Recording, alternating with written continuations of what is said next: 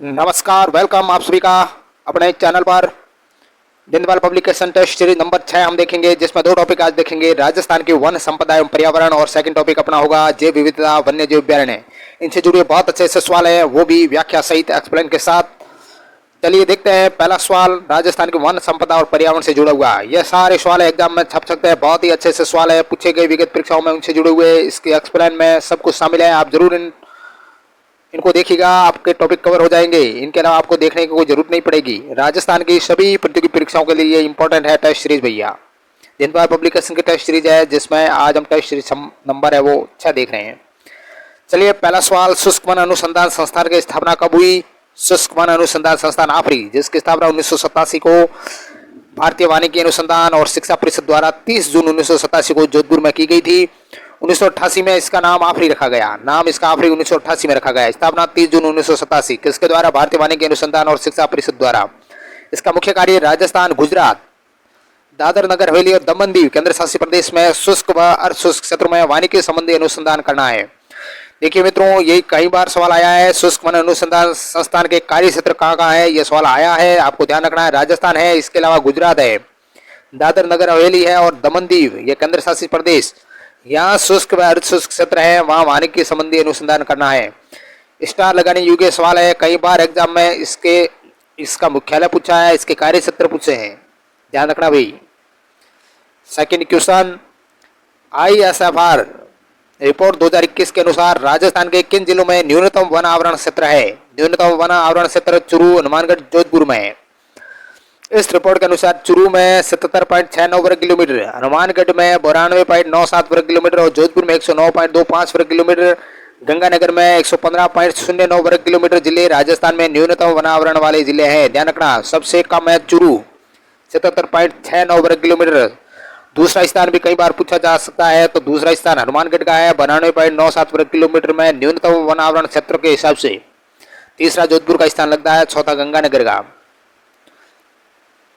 तीसरा सवाल, राजस्थान में वन विभाग की वार्षिक प्रतिवेदन रिपोर्ट 2023-24 के अनुसार 31 मार्च 2023 की स्थिति के अनुसार राजस्थान में सर्वाधिक वन क्षेत्र वाले जिलों का वन क्षेत्र के अनुसार सही अवरोही क्रम यानी घटता क्रम है। 2023-24 राजस्थान वन विभाग की यह वार्षिक प्रतिवेदन है। 31 मार्च 2023 की स्थिति के अनुसार राजस्थान में सर्वाधिक वन क्षेत्र वाले जिले उदयपुर में सर्वाधिक, उसके बाद 12, फिर करौली, फिर चित्तौड़गढ़, फिर अलवर। यानी उदयपुर में 4161.92 वर्ग किलोमीटर वन क्षेत्र है, फिर 12 का नंबर आएगा 2250.56 वर्ग किलोमीटर, फिर करौली का आएगा 1810.76 वर्ग किलोमीटर, फिर चित्तौड़गढ़ का 1789.02 वर्ग किलोमीटर और फिर अलवर का 1786.52 वर्ग किलोमीटर। यानी सबसे ज्यादा वन क्षेत्र उदयपुर में, उसके बाद 12 में, फिर करौली में, फिर चित्तौड़गढ़ में और सबसे कम अलवर में। ये घटता क्रम है। बहुत अच्छा क्वेश्चन भाई ये। नेक्स्ट सवाल, असंगत छांटना है। राजस्थान का राज्य पशु सिंकारा है, राजस्थान का राज्य पक्षी गुड़ावन है, राजस्थान का राज्य पुष्प रोहिड़ा का पुष्प है, राजस्थान का राज्य वृक्ष ढोकड़ा ना होकर के खेजड़ी है। नेक्स्ट 5वां सवाल, निम्न में से किस पेड़ के फलों का प्रयोग तेल निकालने में, देसी शराब बनाने में किया जाता है? महुआ, आदिवासियों का कल्पवृक्ष। 7वां सवाल, अरावली वृक्षारोपण कार्यक्रम कितने जिलों में चलाया गया? बहुत अच्छा सवाल है, 10 जिलों में। यह योजना राजस्थान के 10 जो गैर मरुस्थलीय जिले हैं, जिसमें जयपुर, अलवर, दौसा, झुंझुनू, नागौर, पाली, सिरोही, उदयपुर, बांसवाड़ा व चित्तौड़गढ़ में यह संचालित थी। यह योजना 31 मार्च 2000 को समाप्त हो गई। अरावली वृक्षारोपण कार्यक्रम 10 जिलों में चलाया गया था, 31 मार्च 2000 को समाप्त हो गई। जो गैर मरुस्थलीय 10 जिले हैं उनमें यह योजना संचालित थी। नेक्स्ट 7वां सवाल, खस घास के प्रमुख उत्पादक जिले। खस घास एक सुगंधित घास मानी जाती है। भरतपुर, डीग, सवाई माधोपुर और गंगापुर सिटी ये खस घास के प्रमुख उत्पादक जिले हैं। 8वां सवाल, राजस्थान के मरुस्थलीय वन किस रूप में पाए जाते हैं? कांटेदार झाड़ियों या मरुद भित्त के रूप में पाए जाते हैं। 9वां सवाल, राजस्थान के किस क्षेत्र में सागवान के वन पाए जाते हैं? दक्षिणी भाग में। 10वां सवाल, राज्य के पश्चिमी क्षेत्र में किस प्रकार की वनस्पति पाई जाती है? मरुद भित्त, कंटीली वनस्पति। नेक्स्ट 11वां क्वेश्चन, राजस्थान में वनों के प्रशासनिक वर्गीकरण में सर्वाधिक वन कौन से हैं? रक्षित वन सर्वाधिक है। राजस्थान में वनों के प्रशासनिक वर्गीकरण में सर्वाधिक वन रक्षित वन, सुरक्षित वन 56.51% है, 56.51%, ध्यान रखना। नेक्स्ट 16वां सवाल है, विश्व ओजोन दिवस कब मनाया जाता है? 16 सितंबर को विश्व ओजोन दिवस, 2 दिसंबर को राष्ट्रीय प्रदूषण रोकथाम दिवस, 8 मार्च को अंतर्राष्ट्रीय महिला दिवस और 22 मई को अंतर्राष्ट्रीय जैव विविधता दिवस मनाए जाते हैं। बहुत अच्छा सवाल। नेक्स्ट 13वां सवाल, निम्न में से असत्य कथन का चयन करना है। अर्धउष्ण सदाबहार वन आबू पर्वत क्षेत्र में मिलता है। सत्य कथन है, शुष्क सागवानी के वन राजस्थान के दक्षिणी भागों में केंद्रित है। मिश्रित पतझड़ वाले वन है वो उत्तरी राजस्थान में मिलते हैं। खेजड़ी वृक्ष शुष्क वनों की विशेषता है। तीसरा है वो असत्य कथन है, मिश्रित पतझड़ वाले वन उत्तरी राजस्थान में नहीं है, ये ध्यान रखना है। नेक्स्ट 17वां सवाल है, वन रिपोर्ट 2021 के अनुसार निम्न जिलों में से कौन से जिले में राजस्थान में सर्वाधिक झाड़ी क्षेत्र पाया जाता है? सर्वाधिक झाड़ी क्षेत्र का पूछा है पाली में। इस रिपोर्ट के अनुसार राजस्थान में 4808.51 वर्ग किलोमीटर झाड़ी क्षेत्र है। राजस्थान में सर्वाधिक झाड़ी क्षेत्र वाला जिला है वो पाली है। 357.60 वर्ग किलोमीटर है वो पाली में है सर्वाधिक झाड़ी। कुल झाड़ी क्षेत्र है 4808.51, ये भी ध्यान रखना है, सर्वाधिक पाली में 357.60 वर्ग किलोमीटर। बहुत अच्छा सवाल। नेक्स्ट 15वां सवाल अपने को पूछ रहा है, राजस्थान में प्रथम वन एवं पर्यावरण नीति की घोषणा है वो कब की गई? 18 फरवरी 2010 को, 18 फरवरी 2010। नेक्स्ट 16वां सवाल, राजस्थान का सबसे बड़ा स्मृति वन कहाँ स्थापित किया गया? सीकर में। सबसे बड़ा स्मृति वन है वो सीकर में। बहुत अच्छा क्वेश्चन। नेक्स्ट 17वां सवाल, राजस्थान में सर्वाधिक तेंदु पत्ता उत्पादन वाला जिला है बांसवाड़ा। तेंदु के पत्तों से बीड़ी बनाई जाती है। 18वां सवाल, निम्न में से कौन सा एक युग्म सही सुमेलित नहीं है? सालर वन बाड़मेर सही सुमेलित नहीं है। सालर वन बाड़मेर में ना होकर के उदयपुर में पाए जाते हैं। सदाबहार वन माउंट आबू में मिलते हैं। शुष्क मरुद जैसलमेर में और मिश्रित पतझड़ है वो कोटा में। ऊपर आया था जो मिश्रित पतझड़ वन उत्तरी राजस्थान में ना होकर के हाड़ोती क्षेत्रों में है मिश्रित पतझड़ वन, और सालर वन है वो उदयपुर में। नेक्स्ट 19वां सवाल, शुष्क सागवान वन राजस्थान के निम्न में से किन जिलों में पाए जाते हैं? शुष्क सागवान वन बांसवाड़ा, डूंगरपुर, सलूंबर, बारा में। नेक्स्ट 20वां सवाल, अरावली वृक्षारोपण परियोजना कब प्रारंभ की गई थी? 1 अप्रैल 1992 में। बहुत अच्छा क्वेश्चन। नेक्स्ट 21वां सवाल, क्षेत्रफल के अवरोही क्रम में राजस्थान वनों के प्रकार की कौन सी क्रमावली सही है, यानी घटता क्रम? सबसे ज्यादा मिश्रित पर्णपाती, उसके बाद उष्ण कटिबंधीय शुष्क पर्णपाती, फिर शुष्क सागवान वन और अंत में उष्ण कटिबंधीय कांटेदार। क्षेत्रफल का ये घटता क्रम है राजस्थान वनों के प्रकार का क्षेत्रफल के अनुसार घटता क्रम। 22वां सवाल, निम्न में से कौन सा राजस्थान वानिकी एवं जैव विविधता परियोजना का उद्देश्य नहीं है? बाढ़ नियंत्रण, जल संरक्षण, वृक्षारोपण, जैव विविधता संरक्षण ये इसके उद्देश्य है। बाढ़ नियंत्रण है वो इसका उद्देश्य नहीं है। 23वां सवाल, राजस्थान का वह जिला जहां उष्ण कटिबंधीय शुष्क पर्णपाती वन पाए जाते हैं? खेरतल, तिजारा में। नेक्स्ट 24वां सवाल, राजस्थान वन विभाग की प्रशासनिक प्रतिवेदन रिपोर्ट 2022-23 के अनुसार राजस्थान में कुल भौगोलिक क्षेत्रफल के कितने % भाग पर वन आवरण व वृक्षावरण है? 7.42%। राजस्थान का कुल वन आवरण एवं वृक्षावरण क्षेत्र 25,387.96 वर्ग किलोमीटर है, जो कि राज्य के कुल भौगोलिक क्षेत्रफल का यह 7.42% है। बहुत अच्छा सवाल, वेरी वेरी इंपॉर्टेंट क्वेश्चन हुई। राजस्थान में मयूर बीड़ी कारखाना कहाँ स्थित है? टोंक में। 26वां सवाल, खेजड़ी वृक्ष पर 60 पैसे का डाक टिकट कब जारी किया गया था? 5 जून 1988 को। 60 पैसे का डाक टिकट 5 जून 1988। नेक्स्ट क्वेश्चन नंबर देखो एक्सप्लेन है 26वें सवाल का। खेजड़ी को 31 अक्टूबर 1983 को राजस्थान का राज्य वृक्ष घोषित किया गया था और 5 जून 1988 को खेजड़ी वृक्ष 60 पैसे का डाक टिकट इस पर जारी किया गया था। डाक टिकट 60 पैसे की 1988 को, 5 जून 1988 को डाक टिकट जारी हुई। राजस्थान का राज्य वृक्ष खेजड़ी घोषित हुआ 31 अक्टूबर 1983। नेक्स्ट 27वां क्वेश्चन, इंदिरा गांधी नहर क्षेत्र वृक्षारोपण व चारागाह विकास परियोजना किसकी आर्थिक सहायता से संचालित की गई थी? तो जापान की। नेक्स्ट क्वेश्चन 28, अमृता देवी बिश्नोई स्मृति वानिकी पुरस्कार के तहत किसी संस्था को दी जाने वाली जो पुरस्कार राशि वो कितनी कर दी गई है? 1 लाख। 29वां सवाल है, वानिकी विकास परियोजना कब प्रारंभ की गई? 1995-96 में। वानिकी विकास परियोजना है वो 1995-96 से प्रारंभ होकर 2000 तक यह संचालित थी। ये योजना राजस्थान में अरावली से पूर्व ये जो 15 गैर मरुस्थलीय जिलों में JBIC यानी जापान के आर्थिक सहयोग से यह संचालित थी। इस योजना का उद्देश्य क्या था? मरुस्थल के प्रसार रोकना व जैव विविधता का विकास करना है। बहुत अच्छा क्वेश्चन ये 29वां very very important question. Next 30वां सवाल, राजस्थान के संभाग में औषधीय पौधा जो अश्वगंधा है उसकी सर्वाधिक खेती होती है? कोटा संभाग में अश्वगंधा की सर्वाधिक खेती कोटा संभाग। तो ये थे 30 सवाल राजस्थान की वन संपदा से जुड़े हुए। नेक्स्ट अगले सवाल देखते हैं अगले टॉपिक से जुड़े हुए बेहतरीन टेस्ट सीरीज दीनदयाल पब्लिकेशन की। नेक्स्ट अपना टॉपिक है जैव विविधता, वन्य जीव एवं अभ्यारण्य, इनसे जुड़े हुए सवाल। पहला सवाल, निम्न में से कौन सा अभ्यारण्य है जो जलचरों की बस्ती के उपनाम से विख्यात है? Very very important question. जय समंद अभ्यारण्य जो सलूम्बर में आ गया है, जलचरों की बस्ती के उपनाम से प्रसिद्ध है। नेक्स्ट क्वेश्चन, पीयूणा सांप की सर्वाधिक संख्या किस अभ्यारण्य में पाई जाती है? राष्ट्रीय मरु उद्यान। राष्ट्रीय मरु उद्यान क्षेत्रफल की दृष्टि से यह सबसे बड़ा अभ्यारण्य है। इस अभ्यारण्य में पीयूणा सांप सर्वाधिक संख्या में पाए जाते हैं। यह अभ्यारण्य प्राचीन जीवाश्मों की शरण स्थली कहलाता है। नागलवुड फॉसिल पार्क है वो इस राष्ट्रीय मरु उद्यान में स्थित है। राष्ट्रीय मरु उद्यान जैसलमेर बाड़मेर जिलों में पीयूणा सांप यहाँ पाया जाता है।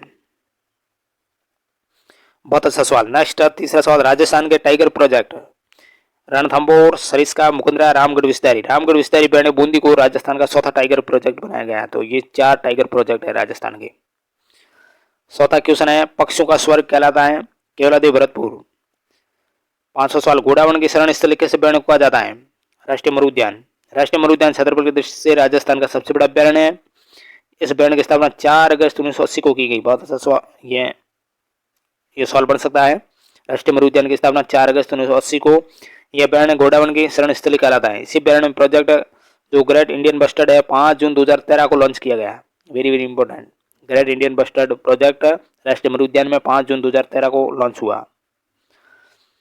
निम्न को सुमेलित करना है।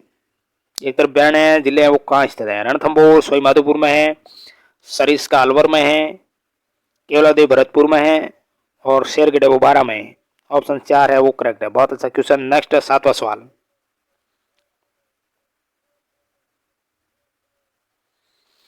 निम्न में से असंगत को छांटना है। असंगत है उसको छांटिए। तो रामगढ़ विषधारी 12 में ना होकर के बूंदी जिले में है। सज्जनगढ़ अभ्यारण्य उदयपुर में है, ताल छापर चूरू में है, सीता माता प्रतापगढ़ में है, रामगढ़ विषधारी बूंदी में है।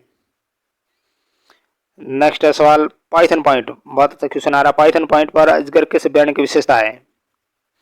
केवलादेव की।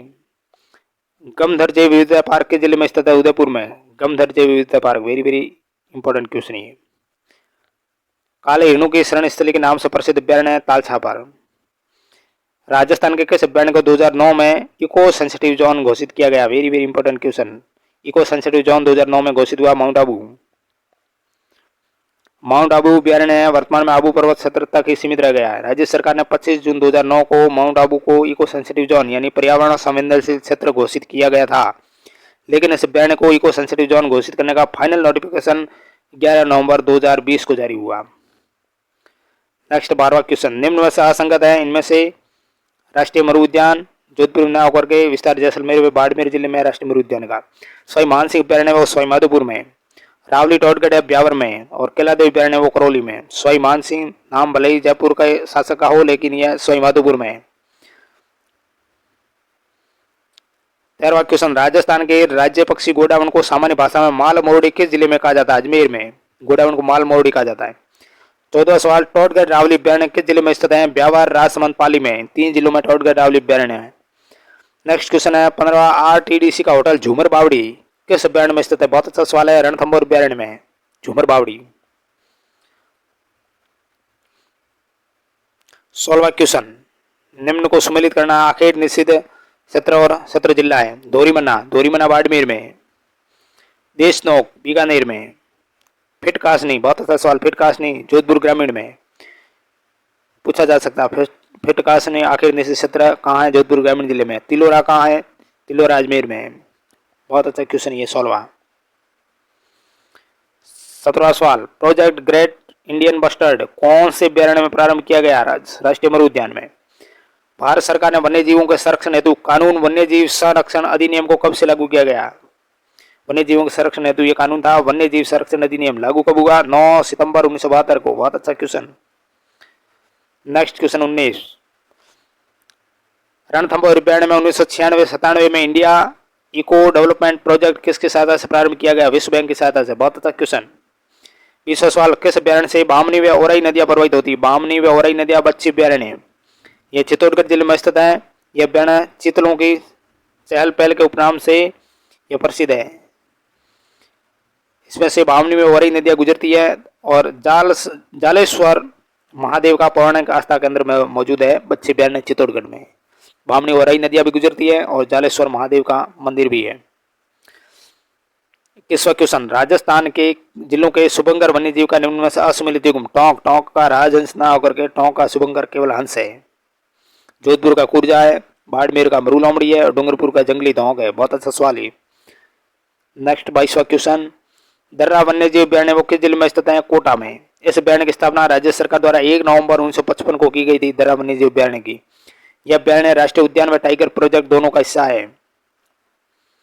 नेक्स्ट 23वां क्वेश्चन, निम्न में से कौन सा वन्यजीव अभ्यारण्य क्षेत्रफल की दृष्टि से सबसे बड़ा है?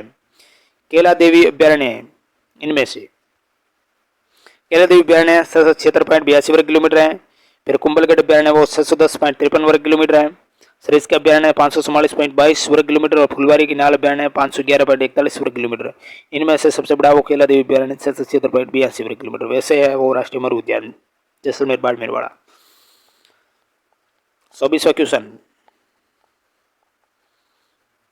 24वां सवाल है, सीता माता वन्यजीव अभ्यारण्य में पर्यटकों की एक रुचि का स्थान लखिया भाटा है। इसके आकर्षण का कारण क्या है? प्रागैतिहासिक पत्थर पर नक्काशी, लखिया भाटा। बहुत अच्छा सवाल है ये। 24वां कहाँ है? सीता माता वन्यजीव अभ्यारण्य में। 25वां क्वेश्चन, राजस्थान में पक्षी प्रजातियों की सर्वाधिक विविधता कहाँ पाई जाती है? केवलादेव घना पक्षी विहार में। यह अभ्यारण्य पक्षियों का स्वर्ग व पक्षियों की सबसे बड़ी प्रजनन स्थली के नाम से जाना जाता है। पक्षी प्रजातियों की सर्वाधिक विविधता इसी अभ्यारण्य में पाई जाती है। केवलादेव घना पक्षी विहार, भरतपुर। नेक्स्ट क्वेश्चन 26, राजस्थान में घोड़ा वन के संरक्षण के लिए प्रोजेक्ट ग्रेट इंडियन बस्टर्ड कब प्रारंभ किया गया? 5 जून 2013 को राष्ट्रीय मरु उद्यान जैसलमेर बाड़मेर में ये शुरू किया गया। घोड़ा वन संरक्षण के लिए प्रोजेक्ट ग्रेट इंडियन बस्टर्ड 5 जून 2013 को। बहुत अच्छा क्वेश्चन। इस प्रोजेक्ट के तहत सम क्षेत्र जो जैसलमेर में घोड़ा वन का कृत्रिम प्रजनन केंद्र भी स्थापित किया गया है। इसके अलावा रामदेवरा में भी ग्रेट इंडियन बस्टर्ड एक कलेक्शन एंड हैचिंग सेंटर स्थापित किया गया है। रामदेवरा में कृत्रिम प्रजनन केंद्र तो सम क्षेत्र जैसलमेर में, और ग्रेट इंडियन बस्टर्ड एक कलेक्शन एंड हैचिंग सेंटर है वो रामदेवरा में। ठीक है ना, बहुत अच्छा सवाल है ये। 27वां क्वेश्चन है, उड़न गिलहरी के लिए प्रसिद्ध सीता माता अभ्यारण्य में इसे स्थानीय भाषा में क्या कहा जाता है? मसोबा। उड़न गिलहरी को सीता माता अभ्यारण्य में वहाँ स्थानीय भाषा में लोग कहते हैं मसोबा। 28वां सवाल, फुलवारी की नाल अभ्यारण्य किस जिले में है? उदयपुर में है। फुलवारी की नाल अभ्यारण्य वो कोटड़ा उदयपुर में स्थित है। इसे 6 अक्टूबर 1983 को अभ्यारण्य घोषित किया गया था। इस अभ्यारण्य से मानसी व भाकल नदियां होकर गुजरती है। बहुत अच्छा क्वेश्चन। फुलवारी के नाल अभ्यारण्य से 2 नदियां मानसी व आकल, मानसी व आकल, बामनी व औरई 2 नदियां कहाँ से गुजरती है? ये भी ध्यान रखना। बच्ची अभ्यारण्य चित्तौड़गढ़ से। इस अभ्यारण्य में देश का पहला ह्यूमन एनाटॉमी पार्क विकसित किया गया है। फुलवारी की नाल अभ्यारण्य कोटड़ा उदयपुर में ह्यूमन एनाटॉमी पार्क विकसित किया गया है। बहुत अच्छा क्वेश्चन है। मानसी व भाकल नदियां जहाँ से होकर गुजरती है। ह्यूमन एनाटॉमी पार्क देश का भी पहला है। कहाँ है? फुलवारी की नाल अभ्यारण्य कोटड़ा उदयपुर में है। Very very important question. Human anatomy park सवाल पूछा जा सकता है। 29वां क्वेश्चन, राजस्थान में किस स्थान पर खरमोर पक्षी के संरक्षण हेतु कृत्रिम प्रजनन केंद्र स्थापित किया गया है? सथाना ब्यावर में। सथाना ब्यावर में खरमोर पक्षी के संरक्षण हेतु कृत्रिम प्रजनन केंद्र। नेक्स्ट 30वां सवाल और अंतिम सवाल, भारत में बाघ परियोजना की शुरुआत कब की गई थी? टाइगर प्रोजेक्ट भारत में 1 अप्रैल 1977 को।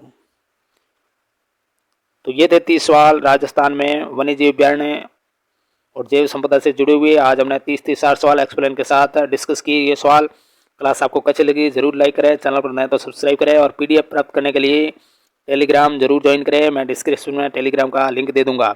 इसके अलावा मित्रों, आप सीईटी समान पात्रता परीक्षा 2024 ग्रेजुएशन लेवल और सीनियर सेकेंडरी लेवल दोनों लेवल की आप प्रिपरेशन कर रहे हो तो उसके लिए मॉडल पेपर या प्रैक्टिस सेट हमारे इस चैनल पर चल रहे हैं। आप प्ले लिस्ट में जाकर जरूर देखिएगा। 4 प्रैक्टिस सेट है वो हो चुके हैं। इसके अलावा मूमल पब्लिकेशन भी चल रही है। उत्कर्ष क्लासेस के बहुत अच्छे टेस्ट सीरीज हमने डाल रखे हैं। प्ले लिस्ट में जाकर जरूर देखिएगा। चलिए नेक्स्ट वीडियो में मिलेंगे। अंत में यही कहूँगा, मंजिलें भी जिद्दी है, रास्ते भी जिद्दी हैं। देखते हैं कल क्या होगा, क्योंकि अपने हौसले भी तो जिद्दी है। Thank you very much.